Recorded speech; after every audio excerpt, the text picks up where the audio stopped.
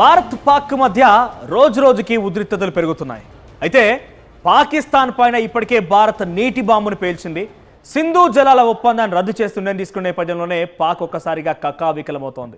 ఎందుకంటే చాలా క్లియర్గా పాక్ ప్రధాని చెప్పుకొచ్చారు, 24 కోట్ల మంది జనాభా ఈ సింధు నీళ్లపైన ఆధారపడి ఉన్నారట. అంటే ఎంతటి ప్రభావం చూపిస్తుంది చెప్పండి భారత్ పైన, అటు పాకిస్తాన్ పైన ఈ భారత్ సింధు నీళ్ళ ఒప్పందం అనేది.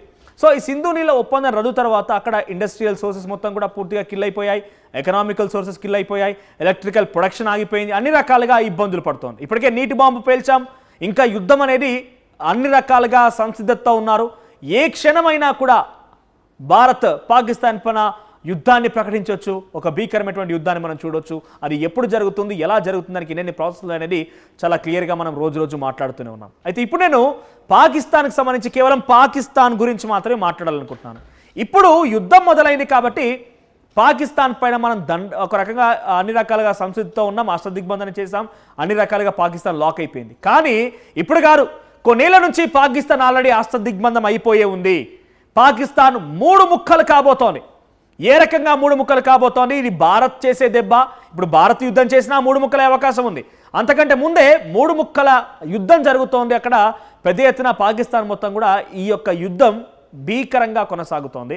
ఒకసారి దాని తాలూకు మీకు చూపించే ప్రయత్నం చేస్తాను. ఇంతకీ పాకిస్తాన్ 3 ముక్కలు ఏంటి అంటే కనుక ఇక్కడ గమనించండి, ఇది మొత్తం పాకిస్తాన్ మ్యాప్. ఇక్కడ నుంచి ఈ పింక్ కలర్ కనిపించినంత కూడా ఇది పాకిస్తాన్, ఇది జమ్మూ అండ్ కాశ్మీర్, అంటే పాక్ ఆక్యుపైడ్ కాశ్మీర్ కింద ఇదంతా ఉంది కాబట్టి ఇది కూడా దానిలో కలిపేసి ఇక్కడ మ్యాప్లో మనకు కనిపిస్తుంది. కానీ ఇది యాక్చువల్గా వెరీ సూన్, ఆల్రెడీ ఇది పాక్ ఆక్యుపైడ్ కాశ్మీర్గా చెప్తున్నాం కాబట్టి వెరీ సూన్ ఈ కాశ్మీర్ అనేది జమ్మూ అండ్ కాశ్మీర్, పాక్ ఆక్యుపైడ్ కాశ్మీర్ కాస్త భారత్లో కలవబోతోంది. దాని తాలూకు మనం ప్రత్యక్షంగా కొన్ని రోజుల్లో చూడబోతున్నాం. అంతకంటే ముందు మనం ఇది కేవలం ఇక్కడ వరకు మాట్లాడుకుంటే కనుక ఇది బలోచిస్తాన్ 1940 మనకు తెలిసిందే. పాకిస్తాన్కి భారత్కి రెండుకి ఒకటేసారి స్వతంత్రం వచ్చింది.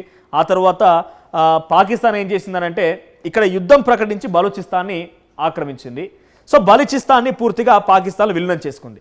సో ఇప్పటికీ బలూచిస్తాన్ అక్కడ ప్రత్యేక దేశంగా కావాలని పోరాడుతూనే ఉంది. ఎప్పటి నుంచి 1948 నుంచి కూడా ఇంకా పోరాటం కొనసాగుతూనే ఉంది. ఇక సింధు దేశ్ అనేది కూడా ప్రత్యేకంగా వాళ్ళు కూడా ప్రత్యేక దేశం కావాలని ఒక పోరాటాన్ని, ఒక ఉద్యమాన్ని కొనసాగిస్తున్నారు. ఇక పంజాబ్ ప్రావిన్స్లో కూడా అటువంటి ఉద్యమాలు ఉన్నాయి, కానీ అంతటి స్థాయిలో బలూచిస్తాన్ అటువంటి తీవ్ర స్థాయిలో ఉద్యమాలు అయితే లేవు. సో ప్రస్తుతం ఇక్కడ చూస్తే కనుక బలూచిస్తాన్లో 12 మిలియన్స్, అంటే పాకిస్తాన్ అటువంటి జనాభాలో 40% జనాభా బలూచిస్తాన్లోనే ఉంది. ఇకపోతే సింధు దేశ్లో సుమారుగా 32% జనాభా ఉంది. ఇటు పంజాబ్ ప్రావిన్స్లో 110% జనాభా ఉంది.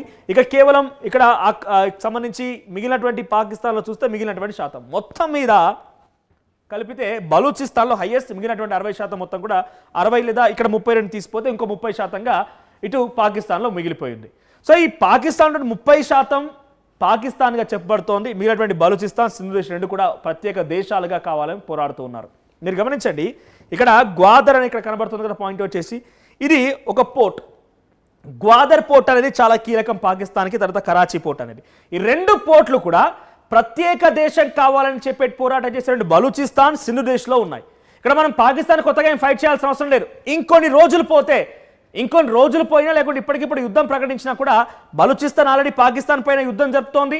మొన్నటికి మొన్న పహల్గాం దాడి తర్వాత కూడా పాకిస్తాన్ పైన ఇండియా చాలా తీవ్రమైన ఆగ్రహంతో ఉంది. కశ్మీర్లో ఉన్నటువంటి పీఓకే దగ్గర లేకపోతే శ్రీనగర్ లాంటి ప్రాంతాల్లో ఉగ్రవాదులని మట్టుబెట్టే ప్రయత్నం ఒకవైపు ఇండియన్ ఆర్మీ చేస్తుంటే బలూచిస్తాన్ పాకిస్తాన్ పైన దాడి చేస్తోంది. బలూచిస్తాన్ లెఫ్టినెంట్ బిఎల్ అక్కడ బలూచిస్తాన్ లిబరేషన్ ఆర్మీ ఉంటుంది, అది పాక్ ఆర్మీ పైన దాడి చేసి సుమారుగా ఇప్పటికీ ఈ పహల్గాం దాడి తర్వాత సుమారుగా 10 మందిని మట్టుబెట్టేసింది. అంతటి స్థాయిలో బలూచిస్తాన్ లిబరేషన్ ఆర్మీ అనేది ప్రయత్నం చేస్తోంది. మీరు గతంలో చూస్తే పాకిస్తాన్ పైన చాలా పెద్ద ఎత్తున కాల్పులు జరిపారు. ఒక నెల రోజుల క్రితం మీరు గమనిస్తే కనుక వార్తల్లో చూస్తే నెల రోజుల క్రితం పూర్తిగా పాకిస్తాన్ ఆర్మీ పైన చాలా భీకరంగా దాడులు జరిపించింది బలూచిస్తాన్. గమనించండి, ఇక్కడ బలూచిస్తాన్, సింధు దేశ్ రెండు పోతే పాకిస్తాన్ మిగిలేది కేవలం ఒక చిన్న భాగం మాత్రమే. దాంట్లో పంజాబ్ ప్రావిన్స్ కూడా ఒక రకమైన ఉద్యమం చేస్తోంది. కానీ బలూచిస్తాన్, సింధు దేశ్ చేసినట్టు ఉద్యమం లాంటి తీవ్రత ఉద్యమం అయితే కాదు. కానీ వాళ్ళు కూడా ఒక ప్రత్యేక దేశంగా కోరుకుంటున్నారు. ఇదొకటి పోతే ఆజాదీ కశ్మీర్ అని ఒకటి, ఇవన్నీ కూడా లోపల అంతర్గత యుద్ధాలు. పాకిస్తాన్ ఇప్పటికే ఉక్కిరిబిక్కిరి అయిపోయింది, ఒక సంక్షోభం దిశగా ఉంది.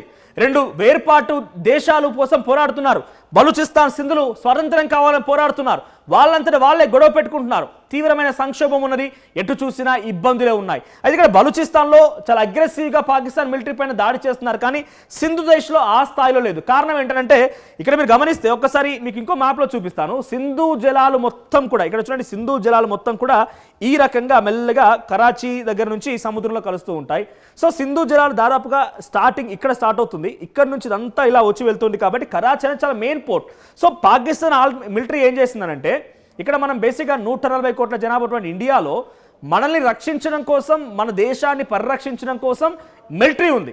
కానీ అక్కడ ఎలా ఉంటుంది తెలుసా, పాకిస్తాన్లో మిలిటరీ కోసం ప్రజలు ఉంటారు. ఇక్కడ మన కోసం మిలిటరీ ఉంటే అక్కడ మిలిటరీ కోసం ప్రజలు ఉంటారు. అవసరమైతే ప్రధానిని సైతం పక్కన పెట్టేసి మిలిటరీ అధికారం చేపట్టిన ఆశ్చర్యపోవాల్సిన పని లేదు.